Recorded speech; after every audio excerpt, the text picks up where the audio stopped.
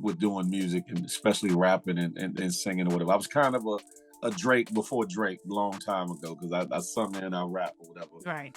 Yeah. So literally you walk before, then Drake can run, see? I'm not gonna take all that, because they're gonna be like, boy, who is you? Who are you? Yeah. TikTok, I'm just rolling on the block. Marisa took me, heard that. Pocket show about to start. Heard that. You should know if entertainment is your goal. You talking sports or travel, yo. This the hottest pod show. Heard that. She got shoes, everything she says is truth. If you don't know, now you know. All you ever gotta say is heard that, heard that, heard that, heard that, heard that, heard that. Look, all you ever. What's up, Heard That Nation? Listening in the United States and around the world, you are now listening to the Heard That with Marisa Tigney podcast. Do me a favor, if you're watching right now on YouTube, hit the subscribe button so you stay in the know of every single episode and every guest that I have on the show. Let me tell you something right now, and I'm going to take the words from Wendy Williams about this guest that I have on. He's an icon, he's a legend, and he is the moment. And he is a walking testimony. This man is an entrepreneur, a vlogger, a public figure. He is an underground vibes correspondent for the Kenny Burns Show. He has garnered a lot of followers on his Instagram and YouTube due to his big, booming, inviting voice that is not just about music, but also about how to enforce change and community and unity with one another. Ladies and gentlemen, DC especially, y'all need to stand up for your guy, Phillip White, aka Big Phil Speaks. Welcome to the Heard That podcast. Thank you, Marisa, for having me. Thank you. You are so welcome. You're so welcome. Listen, you are doing big things. You and I chatted before the show started of what you have been doing, what you are doing, and what you're getting ready to do. And I had teased you a little bit before the intro that we're going to add a few more things to your bio to get that resume up, because you are just an important voice that is out there in the community. So let's go back to Little Phil, growing up in Northwest Washington, D.C. Give us a glimpse of how your childhood was, who you were raised by and how important they were in your life. Raised by my mama, my grandmama, a couple aunts and an uncle. For the most part, came up in a big old greenhouse on 14th Street, Northwest Uptown, an area in Washington, D.C. Only child by my mom. A lot of cousins, they were my brothers and sister. At the time, neighborhood embraced me. Mischievous, but yet good child, I would say. Yeah. Your average kid. I was a little bit of Dennis the Menace and a little bit of, your little angel at the same time. So there you go. I mean, every one of us, we were curious. That's the beautiful thing about curiosity. It was, getting into things that we shouldn't, but it's a lesson. It's a lesson learned that we learn when we're not supposed to. When you were growing up, Phil, talk to me about when you fell in love with music, because you talk about it so much on your social media pages. Music during our good times, our bad times, especially in 2020. Has brought so many people together. It takes them back to a place, a space where, they went to their first dance party or their backyard barbecue or, their first high school dance or whatever it was. When did that love of music happen for you? Oh, man. I came up in a household where there was a lot of music being played. My youngest uncle and aunt had basement parties way back when, and they had all the great Motown, the great Ohio sound, the Philly sound, you name it. They had the 33s. Yes. If you remember those? Yes, sir. The 12 inches. They had the 45s, and I used to go down there and dibble and dabble and sneak in, because I wasn't supposed to touch his records, and go down and put them on and listen. And I started finding out I could sing a little bit. As a youngster, back when, before showers, it was the tub, so you taking your bath and you just singing along the songs you done heard in the basement. And, I formed a great passion and love for music, good music, singing, and because, it's before rap and all that. Who was your groups that you drew so close to that, you just vibed off of their music? It could be hip hop, could be, throwback. Oh man, the Jackson Five, Michael Jackson, Stevie Yes. Wonder, the Isley Brothers, which was one of my mother's favorites. Who else? Anita Baker, Luther Vandross. I can go down a list, a plethora of people back during those days or whatever. And then when you went forward, I kind of stepped right along with it into like the Run DMCs, the Rakim, the Big Daddy Kanes, and so forth and so on, up and down the line. I was kind of there and witnessed the birth of hip hop, even from a DC perspective, because I wasn't in New York, but my best friend was from the Bronx, New York. Right. It's so interesting because I'm not from there. I'm from, Michigan, but somehow hip hop always reaches out to a vast audience and just grabs a hold of you. And you hear that sound, you're like, hold up, what is this? Sugar Hill Gang, hold up, Run DMC, yes. Beastie Boys, So were you seeing the birth of hip hop in all genres that isn't a black thing, a white thing, doesn't matter what background you're from, the rough streets of from wherever to, posh places and everything else. That's how big in celebrating, hip hop last year, that 50th anniversary of it, people had so many stories to tell of what hip hop meant to them, and just seeing the artists that you and I and so many people grew up with out there just performing. I mean, it took us back to when we fell in love with hip hop and what it was all about. Fact. When did you discover yourself, Phil, that, what, I want to give this music thing a try? You said you sing a little bit. I've heard you freestyle on your Instagrams. I mean, you got some bars, sir, that you can lay down some tracks. So when did you know, this is something that I want to dabble into and possibly make this, a career? Like I said, my best friend for a lot of years, well, he's still my best friend, but from about age 8 to 10, so off and there, my best friend was from New York, from the Bronx or whatever. He helped introduce me to a little bit more rap or whatever. One of my first groups of artists that I actually recorded when my grandmother gave me a stop and record cassette player with radio on it was The Message by Grandmaster Flash and the Furious Five, or Melly Mel.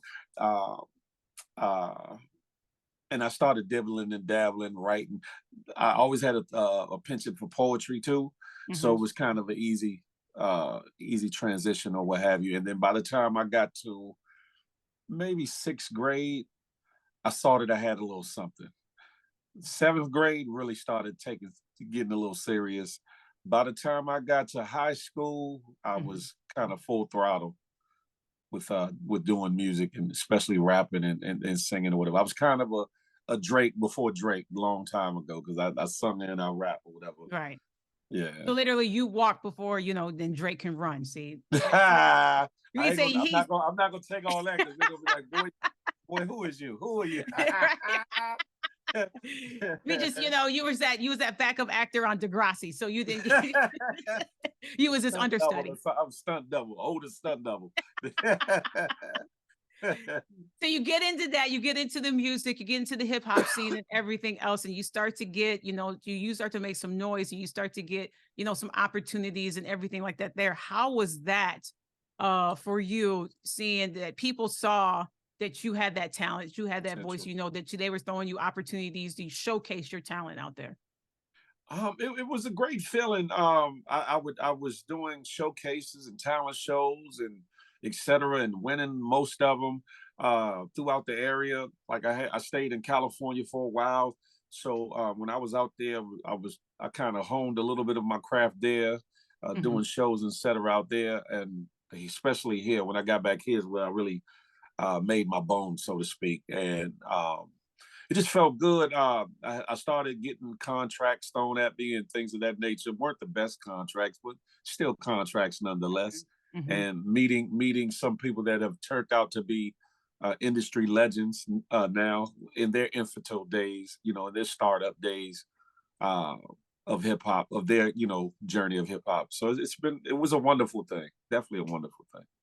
So you're getting that notoriety, you getting noticed, and then your journey takes a turn in the early 90s. Talk a little bit about that and how all of that transpired for you, and the pretty much the light bulb moment switching to, I've got to make some changes in my life.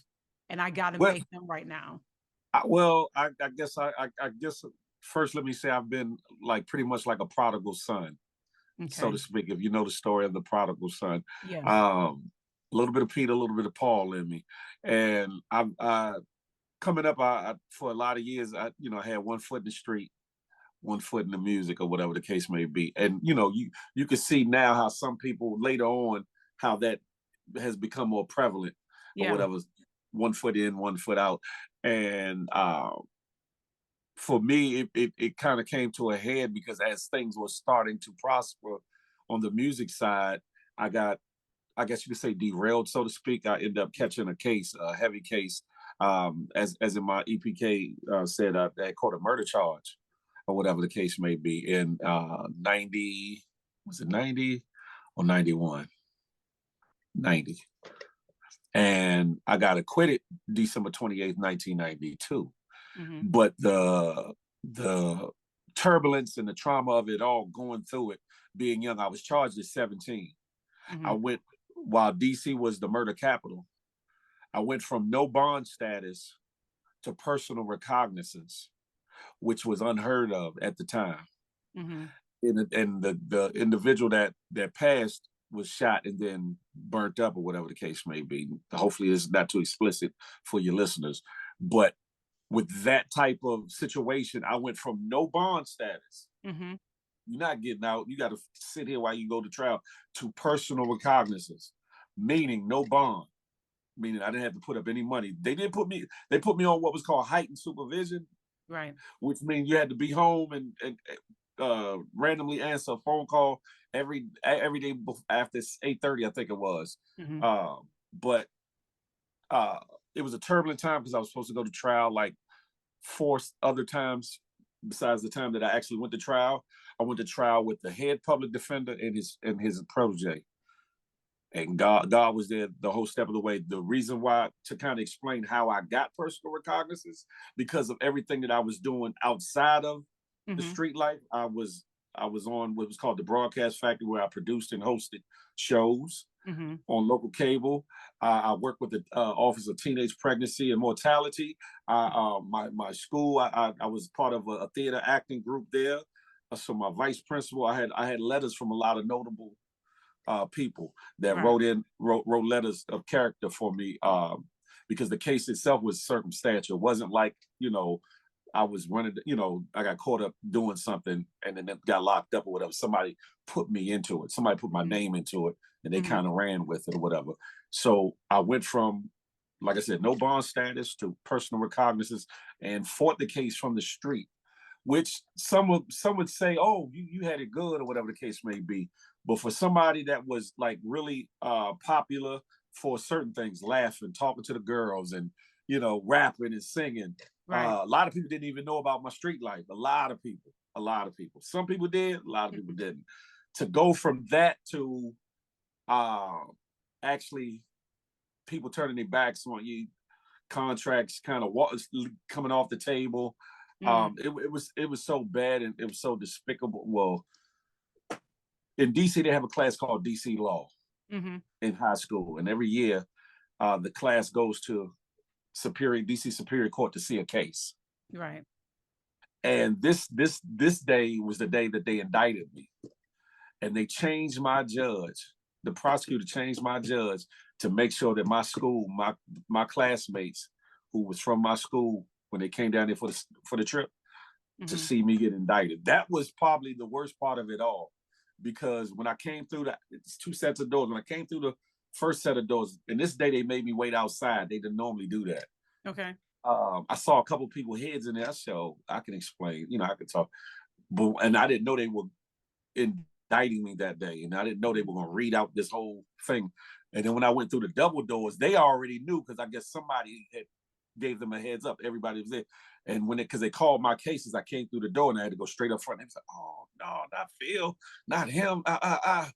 And this day they read the indictment was about this thick with all the charges. And my heart just dropped in my sock. I was like, oh.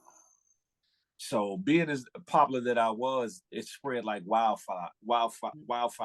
Some Mm-hmm. were intrigued. Some were, oh, did he do it? he probably did, you know, things that go on now with social media, which is probably to the umpteenth power of times what I went through. However, for me, it was a lot.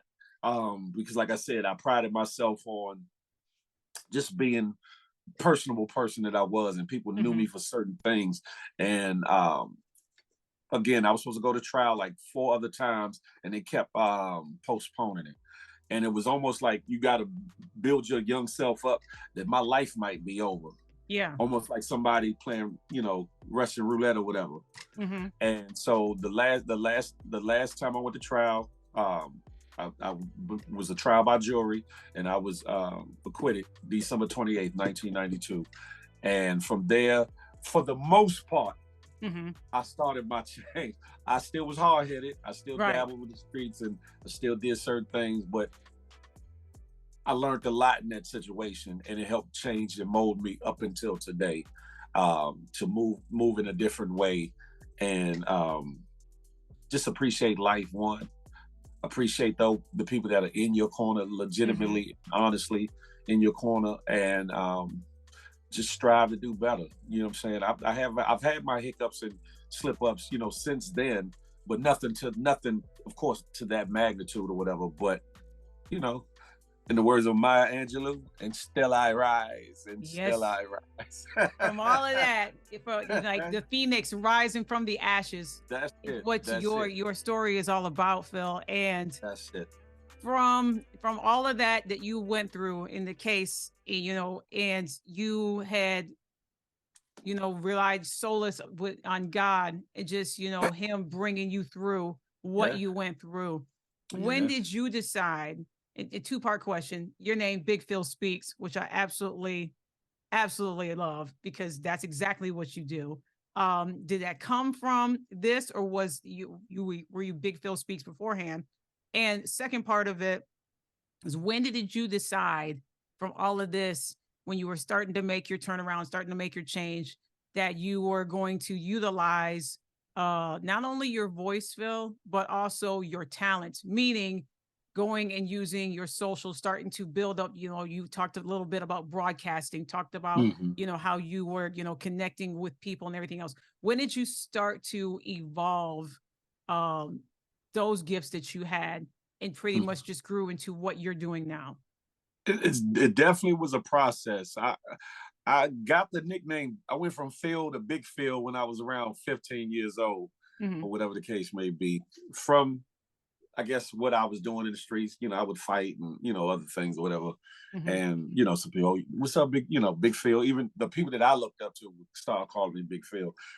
Wasn't a big fella, but they called me Big Phil. The Speaks, that was honed along the way. Off and on through my life, people have all gravitated to me for one thing or another, the right reason or the wrong reason. But I've had situations where I didn't understand it then, but I got it later. Like a friend of mine, I'll give you a quick story. A female friend of mine from like kindergarten, called me out of the blue one day about to commit suicide. Now, mind you, when she called me, I was on the corner hustling. And it caught me off guard because she hit me, and I was like, you know, what's good? You know, what's going on? Phil, I can't take it no more. I'm about to kill myself, whatever. I'm like, no, hold up. What are you talking? I'm, you know, paraphrasing now, but I was like, no. And in my head, I'm like, why me? Why are you calling me? Why are you putting this on me? Like, because I'm like, what? I didn't know where she was at the time or nothing, right? Just back in the days, you know, you kept phone numbers. So I ran like 3.5 blocks home to dig through my house to find her mother's number, because I kept all numbers from since I was a little fella in shoeboxes. And because she hung up after a while. I tried to keep her on the phone, tried to tell her, no, don't do it. You know, your life is precious, important. And I was like, no. I was like, no, God, don't put this on me. Don't let this be, you know, no, I can't deal with this one, you know. So I found her mother's number, thank God, and her mother was able to get to her and save her. That's just one situation, but people have often like come to me for advice or come to me for things, not because I'm far from a know-it-all or, you know, the all-knowing or whatever the case may be. But I've always been one that if I can help, I can.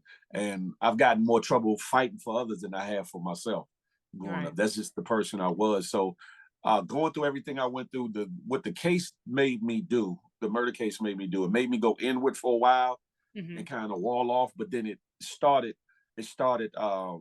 a change to where I started talking to people about different things that I've been through in my life that were in similar situations and or just out in the streets or trying to pursue music, just to kind of hopefully give them some insight to keep them away from certain pitfalls and traps.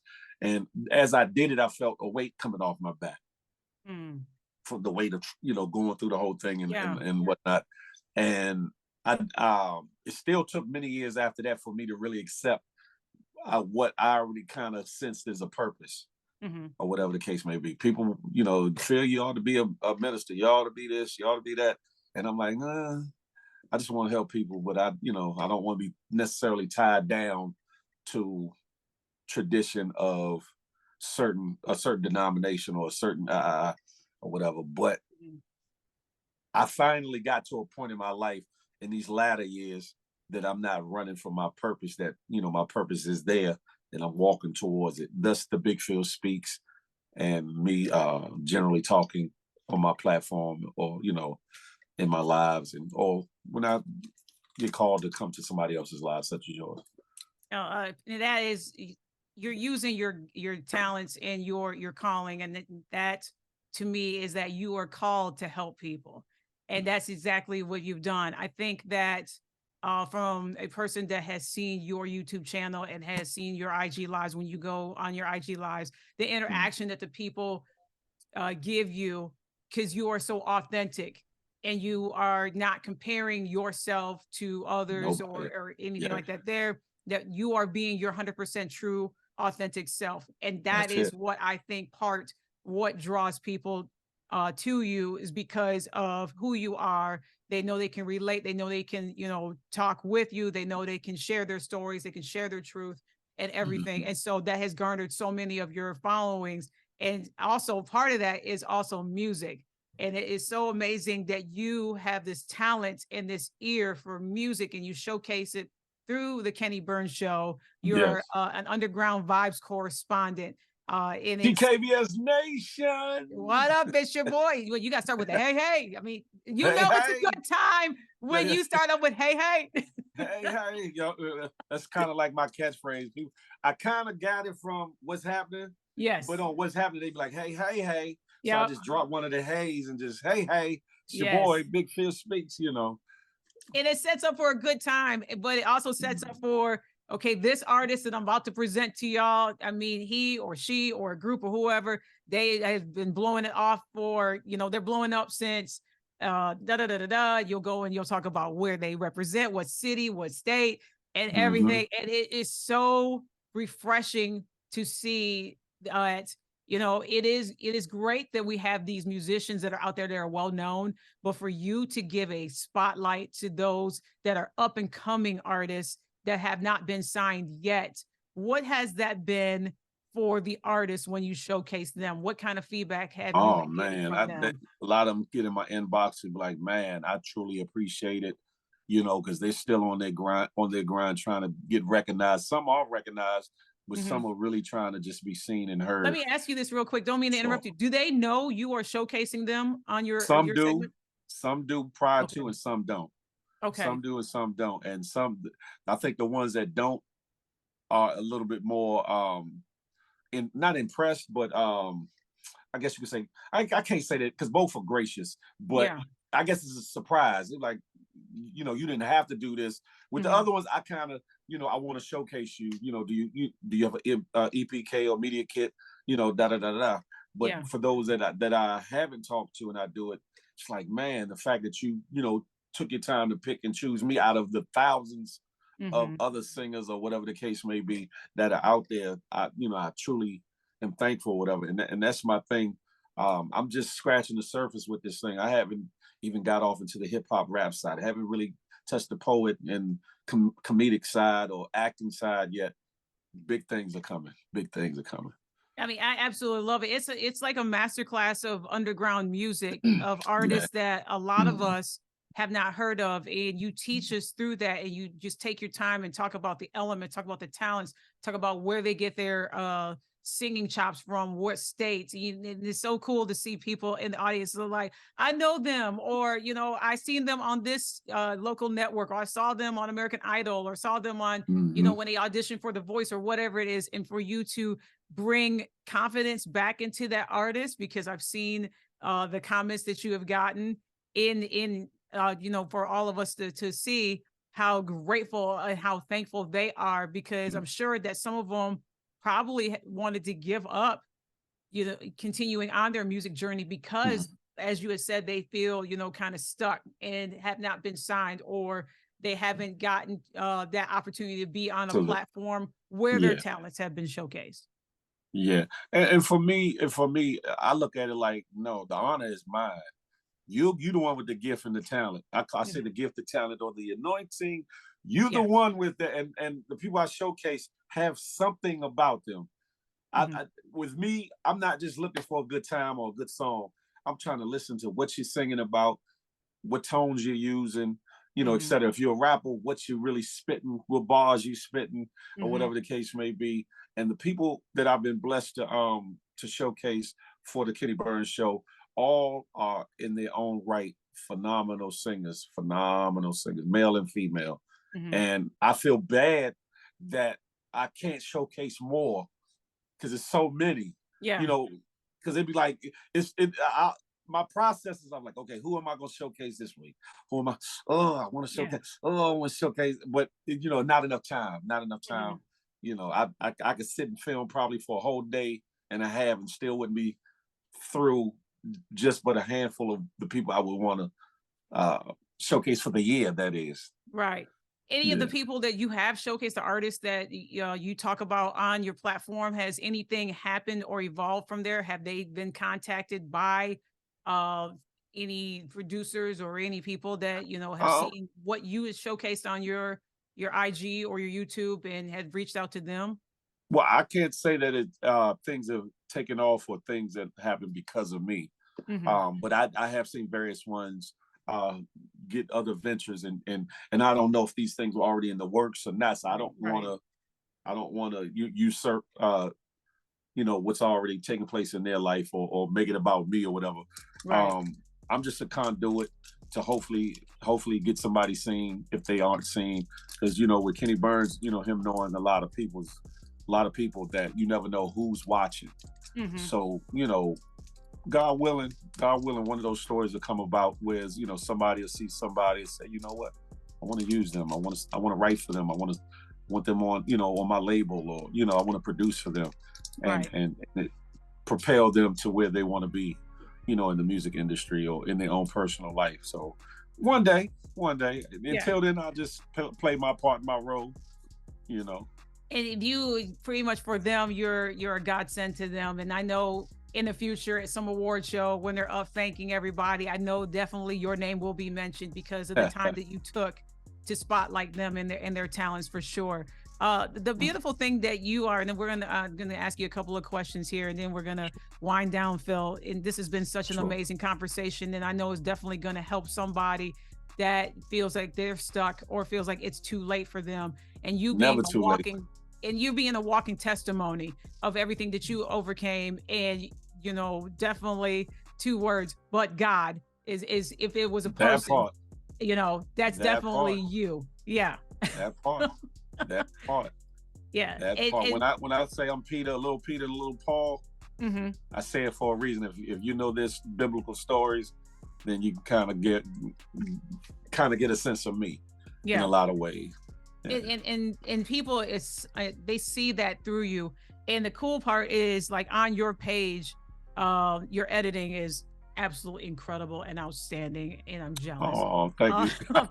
But the beautiful thing of your editing, Phil, is that you are a man of affirmations and positive words, and you post that literally every day on your page, and you bring all the context to life. through your editing and, just doing daily reminders for people that are feeling stuck, that are feeling down, that, that have a big decision, a big life decision to make. What is an affirmation that you go by daily that you either say to yourself or that someone has said to you and you pretty much adopt that in your everyday life? Ooh, I'm a man of many sayings and many things. My main one is love on somebody on purpose with purpose. A lot of people think I'm thinking about relationship. I'm thinking about a girl, or no, I'm talking about humanity. Like, so much is lost in this world because there's no love, or people don't realize or know what love is. But everybody's searching for it in many ways, or whatever the case may be, whether it's helping somebody less fortunate, whether it's mentoring somebody that might come from a similar background, or helping somebody, give them a help up, not a handout, but a help up, so to speak, or whatever. So that's one of my sayings all the time is love on somebody on purpose with purpose. Oh, that's powerful. I like that. I like that. So we said in the beginning what you do, but we want to add a couple of things to it, and definitely being author, sir, and actor. What projects have you got coming up, or things that you are trying to pursue in this 2024 year? I got a couple of music projects coming out, and I know people like, Phil, you 51 now. What are you doing? And it's not to pursue no major label or 150 city tour or none. Just doing it because I can. And that's what the title of it is going to be, because I can. Just to show people that music ain't dead. That people got abilities. You know what I'm saying? Don't overlook somebody because of their age, or their season in life. But also just because of my passion, and show people another side of me. But outside of that, my life has been amazing yet different. And I have a couple stories, and I was saying maybe a movie that could be made out of my life at some point. But also I got a couple independent producers that are looking at me for a couple acting gigs or whatever. Might have to get the dust off me of my acting chops, and do a little something. There you But go. God willing, the sky's the limit. Rumblings of maybe another show coming up, to broaden this out, the underground vibes thing. So we'll see. God is good either way, and I just take it one day at a time and be thankful and blessed in it all. Like, because it don't have to be this way. Right. It could have been totally different. So I'm thankful for whatever blessings lay in my path along the way. Amen. Amen to that. And shout out to those that are in the 50s. We are VIP and AARP. Hello, you feel me? I don't know about the ARP. I don't know about. Look, I ain't there yet. I ain't signed up. Somebody made that joke to me the other day. It's funny you said that. Well, listen, them discounts run deep. You go into IHOP, you go to Denny's or whatever, you going on a trip, that AARP card will get you some discounts off. I know, I've heard, right? I'm just trying. Look, I'm not ducking my age. I got grays in here, and I'm not by no means. That's wisdom. Going to dye my hair. Exactly. To me, this is a trophy. This is a badge of honor, because a lot of brothers and sisters I know have not made it. Yeah. Whether it was because of the streets, or whether it was because of health, or whatever the case may be, or accident or circumstance. So I count it all joy, or whatever. Amen. So I might look into getting me a little AARP or something. Big Phil speaks, ladies and gentlemen. Phil, tell the people where they can follow you, sir. You can follow me on just about any and all platforms at Big Phil Speaks, BIGPHILSPEAKS. I'm primarily on IG though, and you can catch me on YouTube. A time of 12. And then you do a couple of shows, like you come on IG Live, and you also do a YouTube Live. What days do you do those? Because people really need to tap into what you do. I do a morning show called The Good Morning Gang, Monday, Wednesdays, and Fridays from 8 to 10 a.m. Eastern Standard Time. Might be explaining it out to every day, Monday through Friday. I do another show called Feel the Love, spelled PHEEL, The Love, on Friday nights, 8 to 10 p.m. Eastern Standard Time. And it's not your average dating show. We talk about love, sex, marriage, relationship, romance. it's a lot more spicy, and people come out of their shells on that show. And then I got a couple other shows. I got a show called The Tap In that I'm working on too. So, ladies and gentlemen, that is Big Phil Speaks. You better tap in, y'all, ladies and gentlemen. He's doing big things. That's why he's Big Phil. Big Phil. Thank you so much. It was an honor. It was a privilege. Thank you for having me. The honor was mine. Thank you, sir. Is mine. Thank you. And thank you for everybody tuning in. I appreciate it. And as I always end the show, take care. Stay safe. We out of here.